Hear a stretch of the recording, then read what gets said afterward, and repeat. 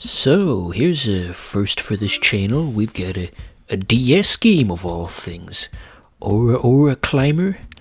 There's an interesting story as to how I decided on this one for the next game on this channel. So, it's a fairly long and complicated story.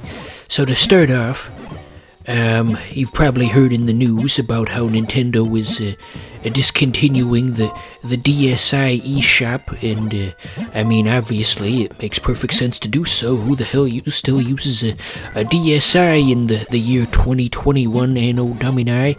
But anywho, along with the discontinuation, a bunch of games that were exclusive to the DSi shop are just getting lost forever, and since there was no prior warning of sorts, all the preservationists are freaking out because there was no way to back up all of their games, which is quite unfortunate.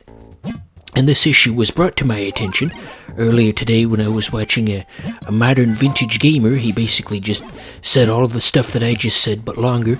And anyway, he pointed to Aura Climber as a specific example of the type of game that would just be lost forever. And when I heard the words lost forever, I kind of took that as a personal challenge. I thought, I'm a bit of a preservationist, a lost media enthusiast, if you will. And everything's out there somewhere if you're willing to look for it.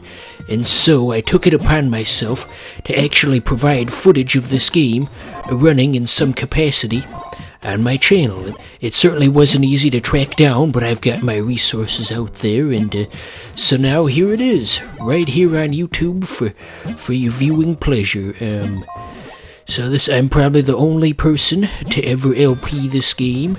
There's like a review from like a decade ago, but no proper Let's Plays with like a well-designed thumbnail. It's just people pointing the camera at their DS and those types of videos. So yeah, this is a first not only for this channel, but a first for YouTube in general. Exciting times. So I guess you could say this game isn't lost forever. Here it is. Well, I guess in its original capacity. Well, if the ROM is out there, you could always load it on one of those fancy smanchy flash carts. So yeah, the emulation community finds a way, as they say. Now here's this lost media right here in the palm of my hands. So let's actually try talking about the game. So there's very little. Oh yeah, those are enemies. They did not make that immediately clear, but now we know. So this is an extremely simple game. What would you expect for something that cost $2 on the DS shop or whatever they called it? Anyway, it's basically just like a flash game, like on DisneyChannel.com they'd have like the Brandy and Mr. Whiskers hop on the leaf platforms and get as high as you can type game, and it's basically that, except not free. And if those orange doodads you see me pick up every now and again, they let you extend out your extendo claw, or whatever they're calling it, so you can reach a bit higher. Can you take me higher? God, how many times have I said that on this channel? So this is a first-party Nintendo game. You wouldn't know it by looking at it. This is something that very easily could have been done by an indie studio. It's probably from one of Nintendo's lesser. Not to insult Nintendo. I don't want the Nintendo ninjas to come after me, but it's probably by one of the lesser teams at Nintendo. They put all the trainees on there to just put together some crap that nobody's gonna care about, and thus you have Aura Climber. So this episode's gonna run a little bit short because again I couldn't really squeeze 10 minutes of footage out of this game, unfortunately.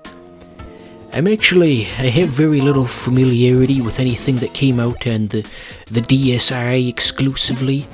I had the original DS, the grey one that was all bulky and often referred to as the DS Fat with a PH. I had that one, and then I skipped a generation with the DSi. They basically just played the same games, so there was no need for me to get one. And then I got back into the ecosystem with the original model 3DS, and I was sorely disappointed because I got into it too early, and there were hardly any games.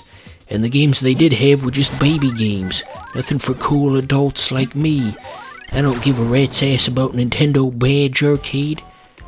Okay, so you do have health that you can lose in this game, by the way. So I guess we'll start the level over. There's some weirdness where I can only select the one button.